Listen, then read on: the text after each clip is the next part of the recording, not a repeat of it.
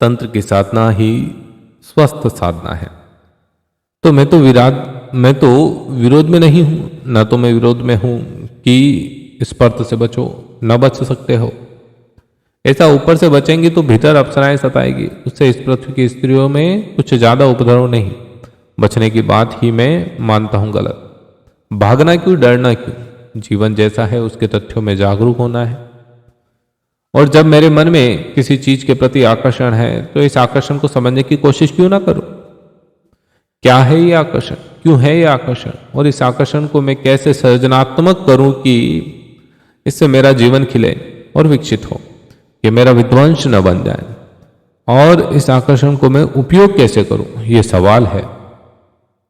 तो इस आकर्षण का गहरा उपयोग ध्यान के लिए हो सकता है। स्त्री पुरुषों की सन्निधि बड़ी मुक्तदायी हो सकती है, मगर कभी ऐसा हुआ तो मनुष्य और ज्यादा समझदार और ज्यादा विचारपूर्ण हुआ। तब हम स्त्री पुरुष के बीच की सारी बाधाएं तोड़ देंगे। स्त्री पुरुष के बीच की बाधाएं तोड़ते ही हमारे 90% बीमारियां विलीन हो जाएगी, क्योंकि उन बाधाओं के कारण सारे रोग खड़े हो रहे हैं।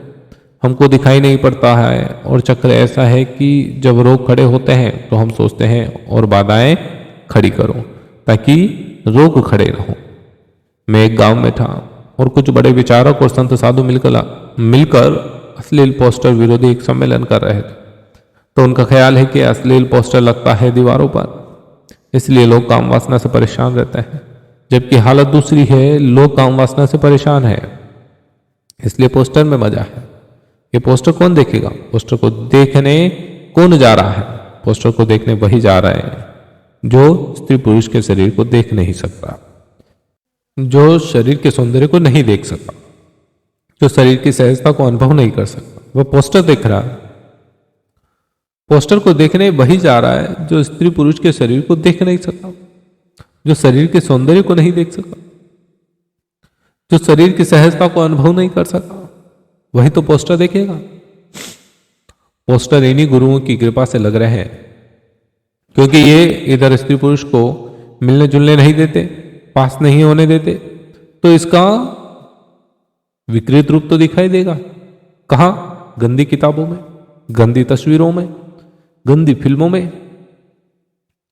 क्योंकि आखिर यह फिल्म कोई आसमान से नहीं टपकती, लोगों की जरूरत है। इसलिए सवाल यह नहीं कि गंदी फिल्म कोई क्यों बना रहा है, लोगों की जरूरत क्या है। ये तस्वीर जो पोस्टर लगती है, कोई ऐसे ही मुफ्त पैसा खराब करके नहीं लगाता, इसका कोई उपयोग है। इसे कहीं कोई देखने को तैयार है, मांग है इसकी। और वह मांग कैसे पैदा हुई?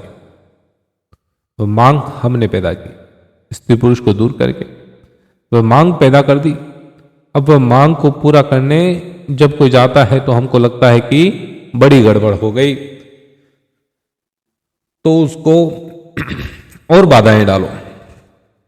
उसको जितनी वह बाधाएं डालेगा वह नए रास्ते खोजेगा मांग की, क्योंकि मांग तो अपनी पूर्ति मांगती है।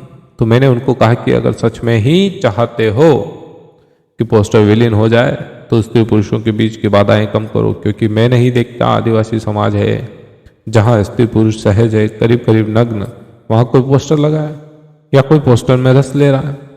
जब पहली दफे ईसाई मिशनरी ऐसे कबीलों में पहुंचे जहां नग्न लोग थे, तो उनको ये भरोसा ही नहीं आया कि कोई नग्न स्त्री में भी रस ले सकता है, क्योंकि रस लेने का कोई कारण ही नहीं है। जब तक हम वस्त्रों से ढके हैं, दीवारें और बाधाएं खड़ी है, तब तक रस पैदा होगा। रस पैदा होगा तो हम सोचते हैं कि और डर पैदा हो रहा है, तो इसको रोको। मनुष्य की अधिक उलझने इसी भांति की है कि जो सोचता है कि सीढ़ियां हैं सुलझाव की, वहीं उपद्रव है, वहीं बाधाएं हैं। तो मैं मानता हूं कि बच्चे बड़े हो, साथ बड़े हो, लड़के और लड़कियों के बीच कोई फासला ना हो, साथ देखें, दौड़े बड़े हो, साथ स्नान करें, तैरें, ताकि स्त्री पुरुष के शरीर की नैसर्गिक प्रतीति हो और वह प्रतीति कभी भी रुकने न बन जाए, और इसके लिए कोई बीमार रास्ते न खोजने पड़े। और यह बिल्कुल उचित ही है कि पुरुषों के शरीर में उत्सुकता हो, स्त्री की पुरुषों के शरीर में उत्सुकता हो। यह बिल्कुल स्वाभाविक है और इसमें कुछ भी कुरूप नहीं है और कुछ भी अशोभन नहीं है। अशोभन तो वह है जो हमने किया है उससे अशोभन हो गई बात।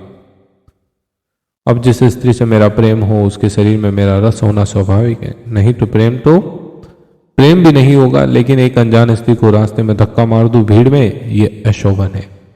लेकिन इसके पीछे ऋषि मुनियों का हाथ है। जिस स्त्री से मेरा प्रेम है उसे मैं अपने करीब निकट ले लूं, उसका आलिंगन करूं, ये समझ में आने वाली बात है, इसमें कुछ बुरा नहीं है। लेकिन जिस स्त्री को मैं जानता ही नहीं, जिससे मेरा कोई लेना देना ही नहीं, रास्ते पर मौका भीड़ में मिल जाए तो मैं उसे धक्का मारूं, उस धक्के में जरूर कोई बीमार बात है। वह धक्का क्यों पैदा हो रहा है? वह धक्का किसी जरूरत का रुग्ण रूप है।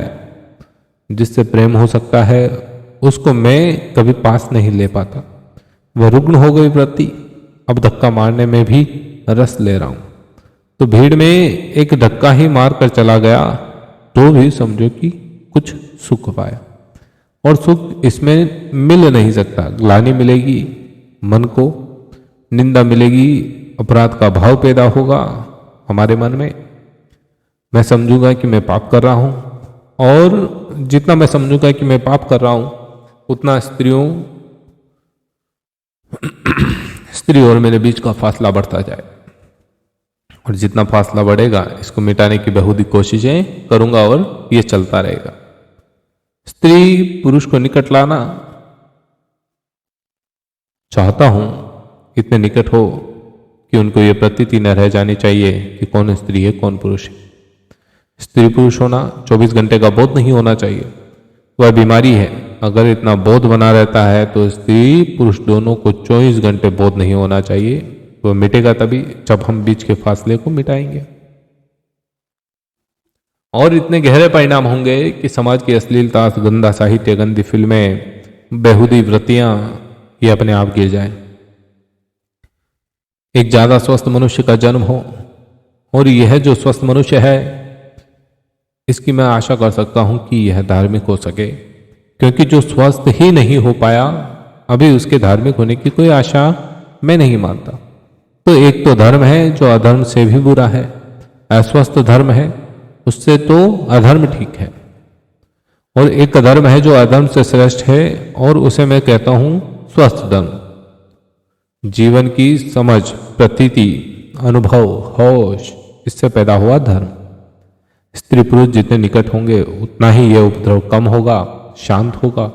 और अगर यह उपद्रव शांत हो जाए तो असली खोज शुरू हो सकती है, क्योंकि आदमी बिना आकर्षण के नहीं जी सकता। और अगर स्त्री पुरुष का आकर्षण शांत हो जाता है तो वे और गहरे आकर्षण की खोज में लग जाते हैं। बिना आकर्षण के जीना मुश्किल है, वही प्रयोजन है। और जो स्त्री पुरुष में ही लड़ता रहा है उसका आकर्षण तो कायम रहता है, दूसरा आकर्षण का कोई उपाय नहीं है। परमात्मा मेरे लिए प्रकृति में ही गहरे अनुभव का नाम है। कौन है परमात्मा? तो परमात्मा मेरे लिए प्रकृति में ही गहरे अनुभव का नाम है।